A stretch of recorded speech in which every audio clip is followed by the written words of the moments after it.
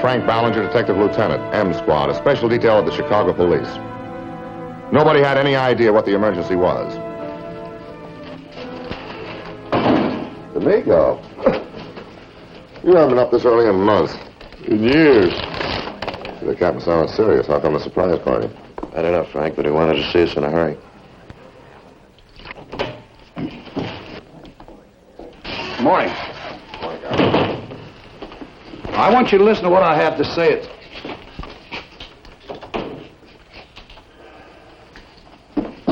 I'm sorry to get you up so early. Good morning, boss.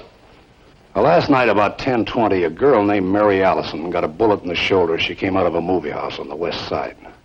Ballistics checked the slug. Came from the same rifle that's wounded 3 other people in the last 2 weeks. However, there's a pattern. He goes on the prowl every 3rd night, but never in the same neighborhood. I don't know why. Now, they've laid this in M Squad's lap. He hasn't killed anybody yet, but that doesn't mean he can't. He just meant to wound his victims. He must be a pretty good shot, huh? Yeah. Now, we don't expect him to hit again for 3 more nights. If he sticks to the pattern. We have to nail this guy, and right now we're helpless. Any connection between the victims?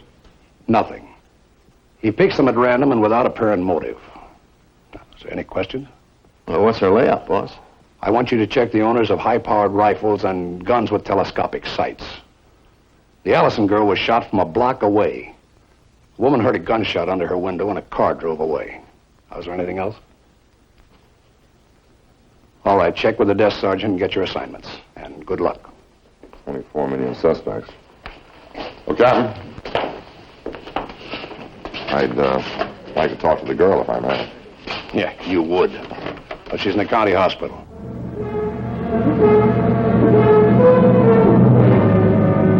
But why should anyone shoot at me? Well, I was hoping you could tell me, Miss Allison. But I don't have any enemies. I don't even know anyone here. No one? Well, I've only been in Chicago a couple of weeks. Oh, where are you from? Crown Point, Indiana.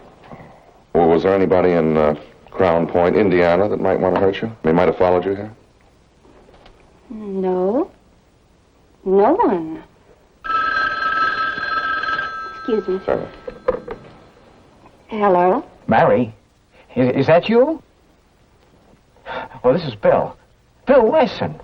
Hey, I read about what happened. Are you all right? Oh, yes, it's not bad. I'll be able to leave here tomorrow. Oh, that's good news. Look, Mary, I'd like to come up and visit you, but, well, hospitals make me kind of nervous. Well, that's all right, Mr. Wesson. I understand. Thanks for calling. I thought you said you didn't know anybody in Chicago. Oh, well, he's just a fellow who came into the store about 10 days ago to buy something and asked me for a date.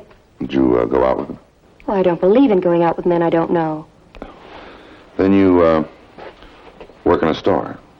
Sporting goods. He comes in and looks around and then starts bothering me for a date. Did you ever think of complaining to the manager? Well, you know, what we used to call an oddball in school. But he likes to hunt, and I sell him shells for his rifle. Oh, now, certainly you don't think that Bill Wesson... What caliber shells does he buy? 30 caliber. Did the doctor tell you what caliber shell hit you in the shoulder? Yes, it was a 30 Do you know Mr. Wesson's address? Yes, I sent him some things from the store. But Bill didn't go home that night or the next morning, so we left a man staked out inside. The landlady showed us his room. He was a hunter, all right, but the rifle he owned wasn't in his room. That worried me. Working towards the next night in the sniper's pattern. We wanted a lead so we could be ready for him. But on the second day...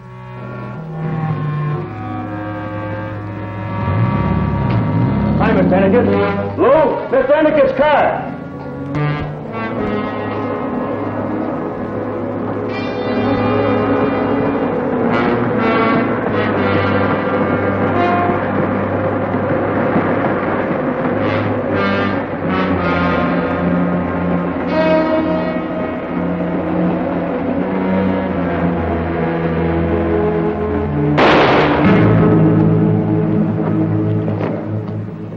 Mr. Endicott. What is it?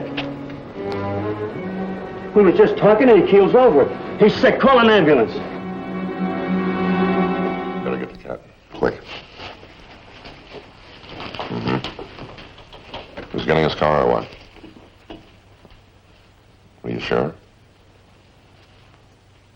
Yeah, okay, thanks. We'll coordinate. All right. What is it, Frank?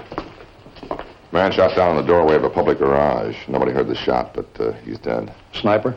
Homicide thinks so. The coroner took a .30 caliber slug out of him. Who was the man? Mr. Walter Endicott. Homicide. He's breaking the news to his wife now and checking on his background. Yeah, but the sniper only hits women, and at night.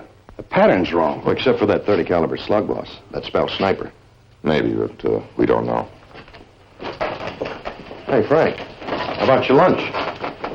Put it in the oven, huh? We had to be sure. Nobody knows what goes on in a sniper's head. Endicott lived on the Gold Coast overlooking the lake. He was president of his own company. His father-in-law, Donald Anderson, received me. Some policemen just left. Homicide, I think. They're both deeply shocked. It's unbelievable. My daughter is lying down. I don't know what I can tell you. Walter, why, he was here just a few hours ago. Well, I'd like to talk to Mrs. Endicott, if I may. I don't know. She was greatly upset about the other policeman. Well, I certainly understand. What about enemies? Did Mr. Endicott have any? Oh, no, not Walter. Possibly some employee, somebody with a personal grudge? No, I'm quite sure there was no one like that. Father. Father, we've got to tell the police. We've got to let them know what we think. No, Helen, no. We have no proof. This is Mrs. Endicott. How do you know? I know what I'm talking about. Walter was murdered. I know it. I'm sure of it. It must have been the sniper. My husband did have enemies. Anybody you know? Well, no, but it's no secret that we've been separated. My father's been staying here with me. Oh. We broke up over the way he played around. Oh, dear, we have no proof. I beg your pardon. Then you think it was a woman that killed him? Oh, it's cruel the way he died.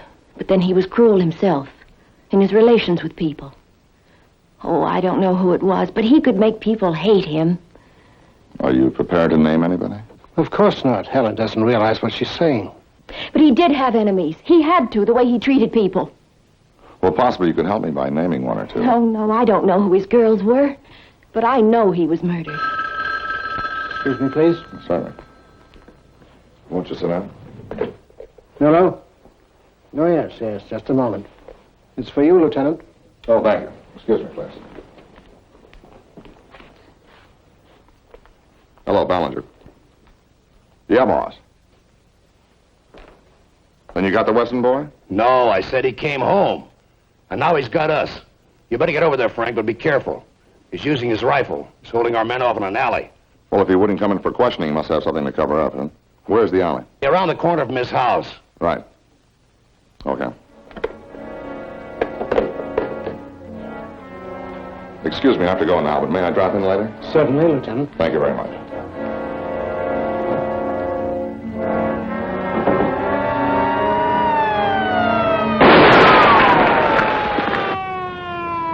Now, don't you guys try to come in after me! You're not gonna get me again! Throw your gun out, Wesson. We're police officers. Don't give me that! Don't try to rush me!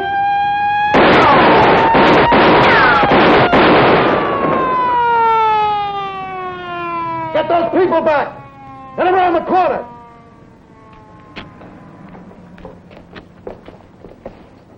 D'Amico? It's Wesson behind those stairs. He's off his head. Nice mess, huh? We stopped him going into his house just to buzz him, but he ran in here. Then he started throwing slugs at us. You tried flanking him? Yeah, but these buildings are condemned. Boarded up inside. Can't get at him. Frank, he's awful good with that rifle. Wesson? Bill Wesson. We're police officers. We want to talk to you. That trick won't work! Now leave me alone! I'll cover for you. Don't shoot. I'm coming in. It's okay, Wesson. We're friends of Mary Allison. We're police officers. This is no trick. We're friends of Mary Allison. Don't make things worse for yourself.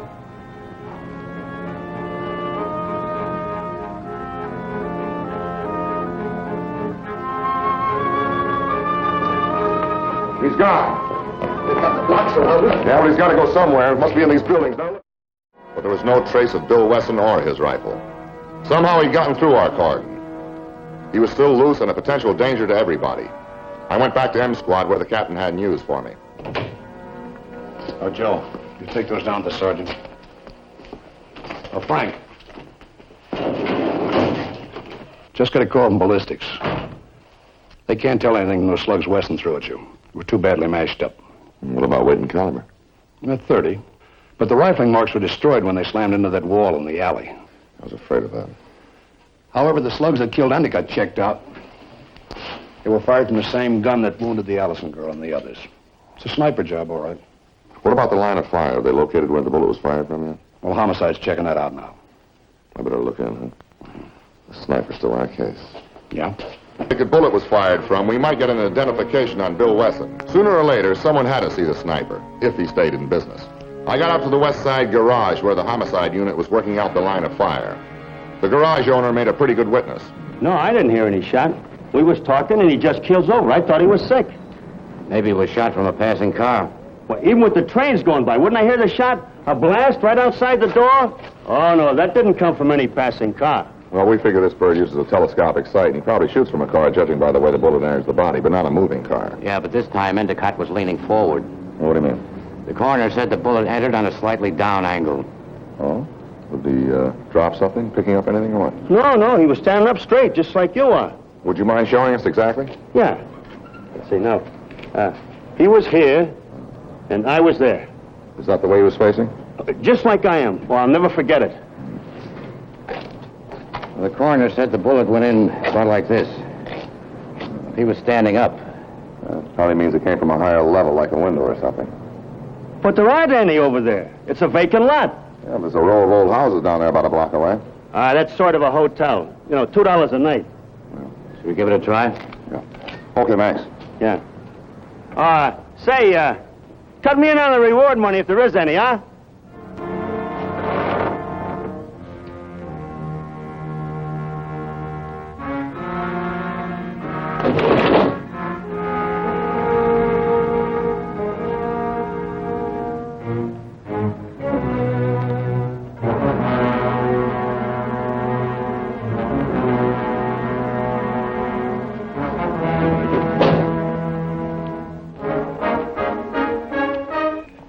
Charlie, get that clerk in here, huh?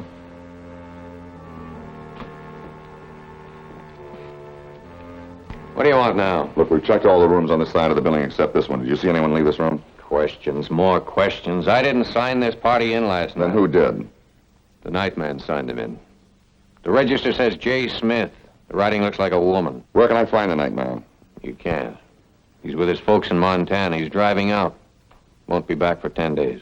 Well, did you see anybody that might have been about, say, 5'8", 5'9", about 150 pounds, 32 years old or so, and sandy hair, a long face, blue eyes, sort of nervous-like? Yeah, there was a guy like that.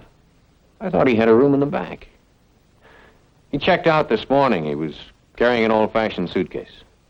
Was that suitcase big enough to hold a rifle? A rifle? Yeah, if it came apart, I guess.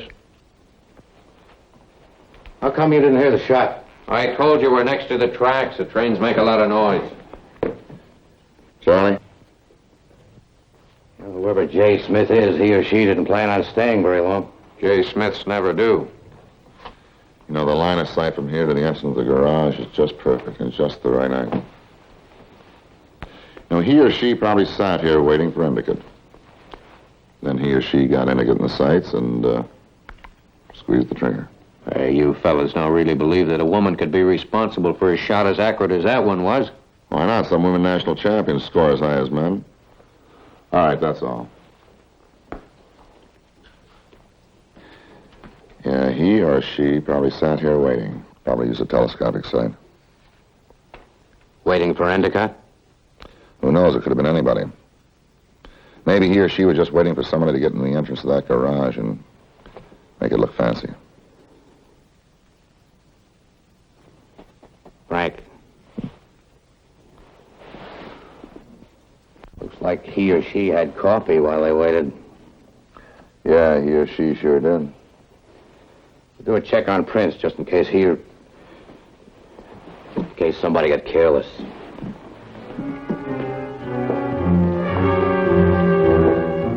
I had to consider who would gain by Endicott's death.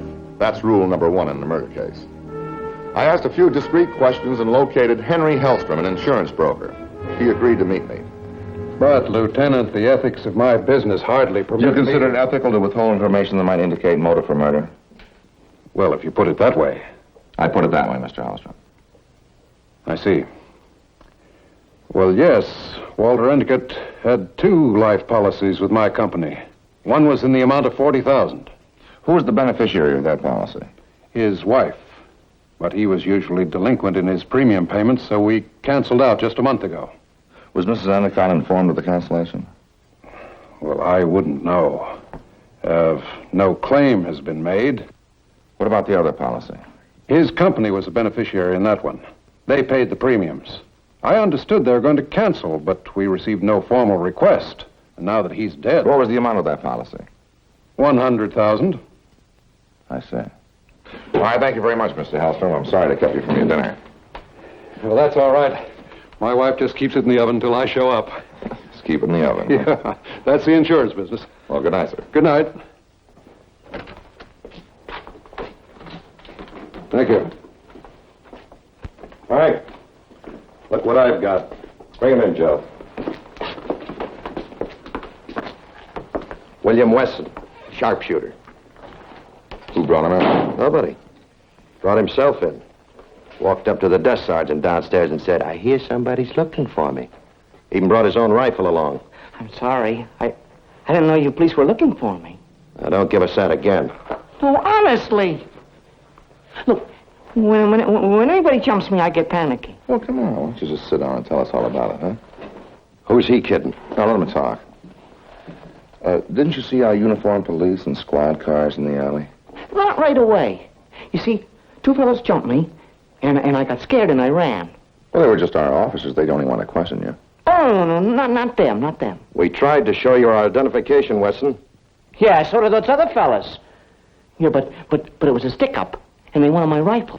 And, well, it was a mistake today, and I'm very sorry. What other guys are you talking about? Well, last month, 2 guys jumped me in an alley. It was a stick-up, but they said they were cops. See, I wasn't taking any chances. It checks. Filed a complaint last month. Somebody tried to rob him in an alley. Yeah, you see? Oh, come on. Don't get panicky. Not around us. Well, I don't want my rifle stolen. It really means a great deal to me. Where is your rifle now? Sent it down to ballistics. Bill, would you tell me one thing? Sure. How'd you get out of the alley? The door. It bolted on the inside. And I got in a crate and I sat there until everybody stopped looking. But I'm really sorry about today. I am really sorry. Don't worry about it. We'll check your story out. D'Amico, why don't you take him down and book him on something as simple as resisting arrest? You're gonna arrest me? Come on, take it easy, Bill, huh?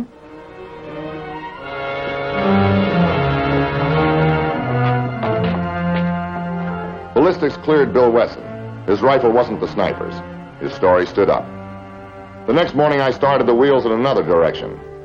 I wanted the fullest information on Walter Endicott, so our police teams were instructed to dig into his past. Who was he? Who were his friends? And the women that he saw? What was his financial condition? How did he spend his money? And I wanted a complete rundown on his wife. It was my hunch that we wouldn't hear from the sniper again. By the end of the week, the sniper hadn't fired a shot, but we had a good picture of Walter Endicott's life and business affairs, and some new questions to ask. We also knew a lot about Mrs. Endicott. I arranged to meet D'Amico at her apartment. I object to this questioning. You make it sound as though I have something to hide. Just customary in a murder case, Mrs. Endicott. Find the sniper, and you'll put an end to these shootings. I think we have. The man you've arrested? No. Did you know that your husband canceled out his life insurance policy? The one that had you as beneficiary? Of course. He did that a month ago. Well, I thought you told me that you broke up because, he was too much of a ladies' man. That's right. He was. You know, his friends will disagree with you. They say that he was much too broke to afford anything like that. Well, I knew some things they couldn't possibly know. You know, earlier you told me that you thought some woman killed your husband. Now suddenly you think it's the sniper. Why? Well, it said so in the papers. The police say so. Oh, you seemed awfully sure. All the bullets were from the sniper's gun. Weren't they? I'd like to see any guns that you might have in the apartment. What are you trying to say? I don't own any guns. Father! Father, make him go away. He's accusing me of killing Walter. Frank, are you sure? Stick around. Well, Lieutenant, what is this all about? Oh, just routine. We're just checking on Ennicott's friends who might have owned guns. My daughter doesn't own one. They terrify her. Surely you don't think she's the sniper. Oh, there is no sniper. That was just a trick. You know, like planting a lot of trees so that one tree wouldn't be noticed. It was a very deliberate act, carefully worked out to destroy a man. People were shot and wounded to create the illusion of a sniper on the loose, so that when Endicott was killed, it could be blamed on the sniper. Then we were called in to look for a psychopathic killer. But oddly enough, the shooting stopped with Endicott's death. Well, I don't understand. What motive was there? $100,000 insurance. Endicott's company was the beneficiary, and, Mr. Anderson, you own that company. Oh, yes, I bought Walter's stock almost a year ago. For $10,000. That covered his debts. Now you're on the verge of bankruptcy. You know, we have a hotel clerk that can identify the killer of Endicott. He was a very neat man, a man who couldn't help but arrange an ashtray, a water glass, and a cup of coffee while waiting for the kill. I don't see what this has to do with me. You'll pardon me while I get some medicine for my top coat. Yes, sir. Mr. Anderson, when you turn around, don't have that rifle in your hand. I have a .38 in mine.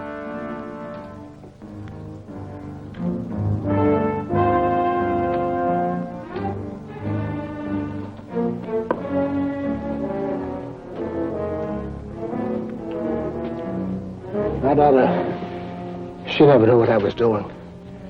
Waller was no good. He broke her heart. He squandered every dollar he could lay his hands on. I tried to help him, but it was a waste of time. He let down his own company. And me. I hated him.